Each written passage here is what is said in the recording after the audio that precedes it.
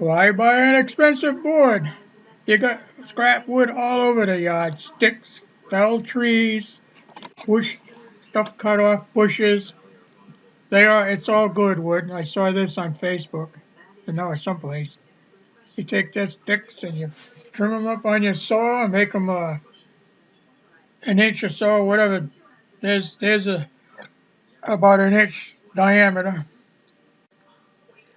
and then you take and glue them all up, let it rest overnight, and you get a plank, anything you want.